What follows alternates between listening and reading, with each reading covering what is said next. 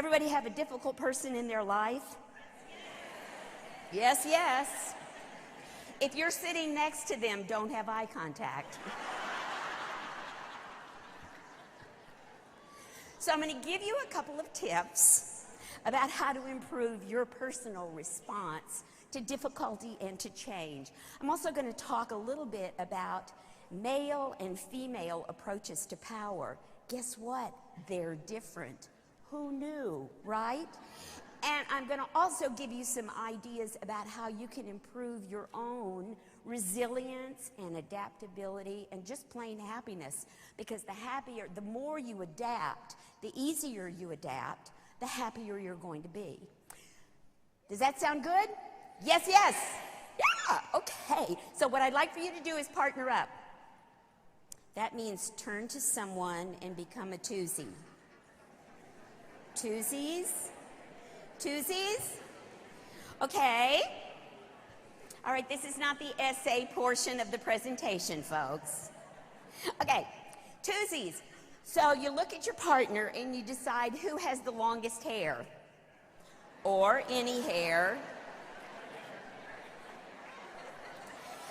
And whoever has the longest hair becomes number one. Woohoo! Okay, put your hand up, palm to palm with your partner. Like that. Come on, fellas, you can do it. Okay. Okay, all right, ready?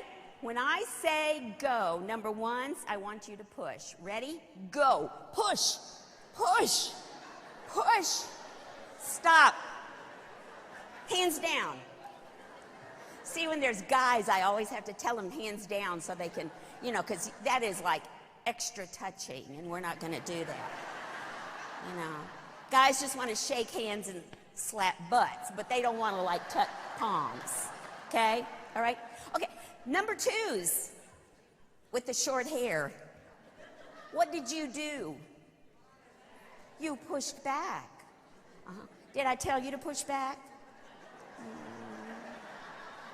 Not so much. Okay, so what can we learn from this simple exercise?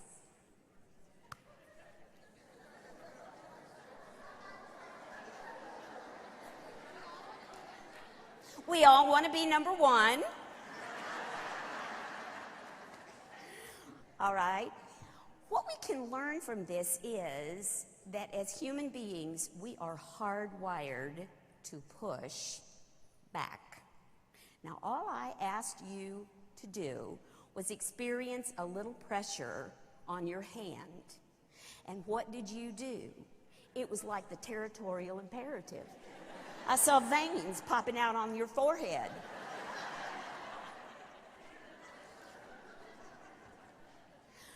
So what that means is if we are hardwired to resist any incursion in our space, imagine how we are hardwired to resist change. Anything that we perceive as a threat or an inconvenience or a discomfort or just, I don't want to have to learn something new, right? Therefore, once you realize that you're hardwired this way, you need to develop the skill of controlling your pushback. And that's what resilience is all about. You see, resilience is a skill, just like driving a car. You aren't born knowing how to drive a car.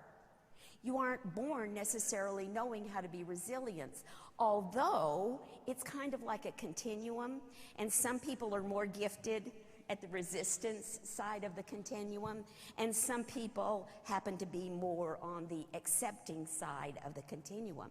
But the more you can control your pushback, the happier you're going to be. Because here's the deal.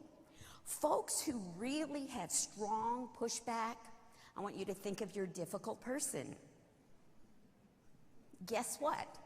Your difficult person is probably difficult because they have a really strong pushback reflex, right? Difficult people are not people that you say, she is just so darling, I just love her and she's difficult. We don't say that about agreeable, adaptable people, people who can deal with whatever comes along.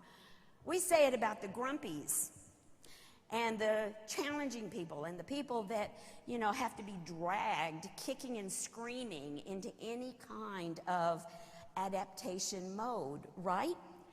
So what we're going to do today is talk about how you can up-level your skill set in resilience.